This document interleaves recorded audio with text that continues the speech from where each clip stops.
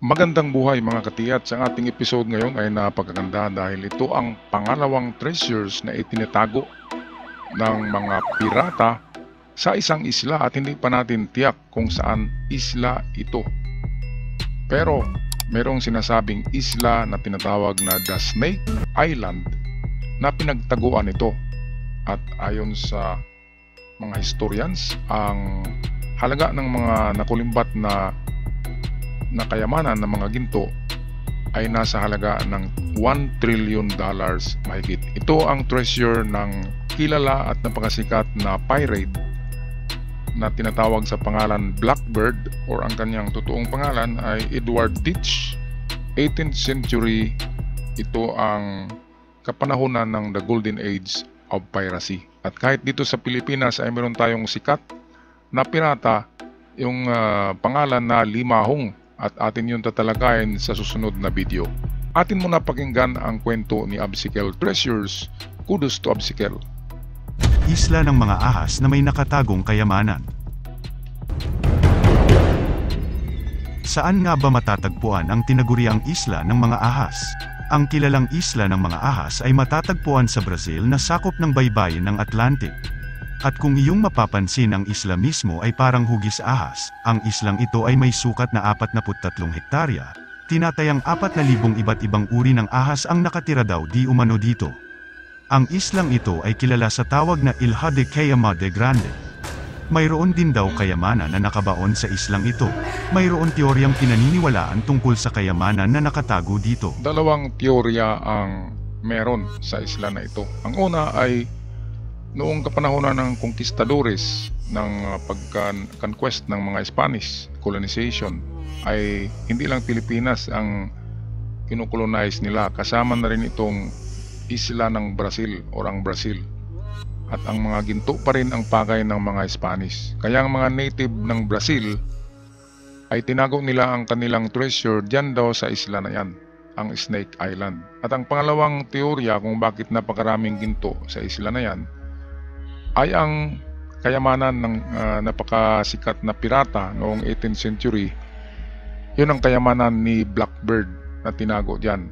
At kaya daw dumami ang ahas dyan ay dahil talagang sinadyang magdala ng napakaraming ahas ni Blackbird para gawing tagabantay sa kanyang treasure. Atin ipagpatuloy ang kwento ni Absikel. Taong 1525, ginalugad ni Alex Garcia ang Brazil, subalit hindi madali ang paggalugad ni Alex Garcia sapagkat isang tribo ang kanyang nakalaban dito. Nagtagumpay nga ang tribo sa pagtatanggol ng kanilang mga sarili, at marami sa tauhan ni Garcia ang namatay, at sa takot na bumalik pa ang manggagalugad, napagpasyahan ng mga ito na itago na lang ng mga tribo ang kanilang kayamanan sa Snake Island. Ang susunod na kwento ay ang kwento di umano ni Blackbird na isang sikat na pirata. Kilala si Blackbird sa kasaysayan dahil di umano mayroon itinagong kayamanan na halos nagkakahalaga ng $1 trilyon. Magpahanggang ngayon ay hinahanap pa rin ang kayamanan na ibinaon daw di umano ni Blackbird, at pinaniniwalaang ito daw ay nakabaon sa isla ng mga ahas. At kung napanood nyo mga katiets yung palabas ni Johnny Depp, yung pelikula, ang titulo ay Pirates of the Caribbean. Mayroong 4 na sequel yata yun. At nandun si Blackbird, yung mabangis na pirata doon. At pinaniniwalaan na ang kanyang kayamanan ay narito sa Snake Island. Pero kung sasabihin natin na nasa Pilipinas, ay pwede rin. Kasi meron ding piratang Pinoy-Chinese. Mistisong Pinoy-Chinese na pirata na si Limahong or Li Fin-Ying ang kanyang pangalan sa China, ay dito nagtatago ng treasure sa Pilipinas. Yun ang ating tatalakayan sa ating next episode, kung saan tinago ng sikat na pirata ng China Sea. Kung sa Caribbean Sea ay sikat si Blackbird, dito naman sa China Sea or West Philippine Sea, ang pinakasikat na pirata ay si Limahong. Yan ay narinig natin yan sa ating history na mayroong Limahong na pangalan. Akala natin ay pure Filipino yan, pero yan pala ay Chinoy or Filipino-Chinese pirate. Okay, patuloy tayo sa ating video. Alin kaya sa dalawang kwento ang pinaniniwalaan sa ngayon? Matatagpuan rin sa Isla ng Mga Ahas ang isa sa pinakamakamandag na ahas sa buong mundo. Ito ang Bothrops insularis, o kilala sa tinatawag na Golden Lancehead, 5 beses na mas makamandag ang ahas na ito kisa sa mga ordinaryong mga ahas. Para di umanong asido ang kamandag nito, na unti-unting tutunawin ang iyong balat hanggang sa ikaw ay mamatay. Itong Golden Lancehead na klaseng snake, ito'y kapamilya ng viper sa Amerika. Pero mas mas matindi, mas binumos. 2 times kaysa mga viper ng Sahara Desert, viper ng Amerika, ay mas mas matindi ang binom. Kaya napaka delikado ng isla. Wala ngang pinapayagan na titira dito, maliban sa meron daw nilagay na parula diyan or lighthouse, at merong mag-asawa at mag-anak na tumira at lahat sila ay patay dahil sa inatake sila ng mga ahas na yan.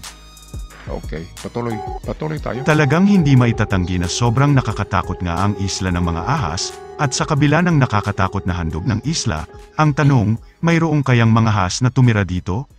Ang sagot ay oo, sapagkat mayroong isang pamilya na tumira dito noon, isang pamilya na inatasang mag-control ng lighthouse. Grabe. Ngunit sa kasamaang palad ang pamilyang ito ay namatay. At ayon sa investigasyon ay pinasok daw di umano ng mga ahas ang lighthouse. Pumasok sa mga bintana ang mga ahas at kinagat ang lahat ng mga miyembro ng pamilya. At mula noon magpahanggang sa ngayon ay hindi na hinayaang tirahan ng isla, maging ito ay dayuhin ng mga turista. Tanging mga researcher lamang ang pwedeng pumunta upang magdiskobre ng mga bagay-bagay patungkol sa isla ang hinahayaang makapunta sa islang ito. Meron akong narinig na itong YouTuber na pumunta diyan, isang Amerikano, at nag-research. Hinahanap yung nakabaon na treasures ni Blackbird. Totoong pangalan ni Blackbird ay Edward Teach. Isang English, galing sa England na pirate, pero dito siya sumikat sa Caribbean Seas. Ang Caribbean ay parang yung parte ng Latin America, galing Bahamas papuntang Brazil na karagatan, yan ay Caribbean Ocean. Kaya napakalawak ng sakop ni Blackbird sa kanyang pagpipirata. Ngayon ang mga pirata ay sikat na sa sa parting Somalia, yung mga isla diyan. Ngunit bakit nga ba nag-iisa lamang ang isla ng mga ahas gayong napakaraming isla sa buong mundo na posibleng maging isla ng mga ahas? Paano kaya ito nabuo? Mayroon kayang naglagay ng ahas dito? At ayon naman sa kwento, ang pirata na si Blackbeard daw di umano ang naglagay ng mga ahas dito upang protektahan ang kanyang kayamanan na tinatawag na The Treasure of Trinity. Parang merong curse nga yan kasi yung tumira diyan na isang pamilya, 2 ba naman ang anak nun, bali 4 sila lahat, ay doon sila tumira sa ibabaw na palapag ng lighthouse, kasi mataas naman yung lighthouse. Pero inakyat pa rin sila ng mga ahas at pinagkagat.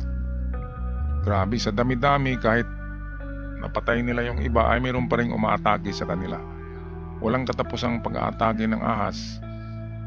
Kaya kahit sinara nila yung mga pintuan, ay lulusot pa rin doon sa ibang butas ng lighthouse ang mga ahas. At lahat sila ay napatay, kaya napaka lungkot na kwento ito tungkol sa treasure na ito na nakabaon diyan sa Snake Island. Alright, at kung totoo man ang kwentong ito kasi ay parang legend. Parang Yamashita treasures din ito na turo-turo ang mga tao kung saan nakalagay ang mga treasures. Ito yung pinakamalaking treasure hoard. Maliban sa Yamashita, ito yung pangalawa na tinago diyan sa islang yan. At isang araw ay mayroong aksidenteng makakita niyan. Kapag pinalabas siya ng tagabantay diyan, kapag gustong ipakuha yan, ay lalabas talaga yan. Yung mga nakatagong ginto na yan sa islang yan. At baka naman, sana ay narito sa Pilipinas, tinago ang kayamanan ni Blackbird. para kumpleto na tayo. Merong Yamashita at merong Pirates Treasures. Ako'y magpaalam ng mga kadiyat. God bless us all at ingat kayong lahat.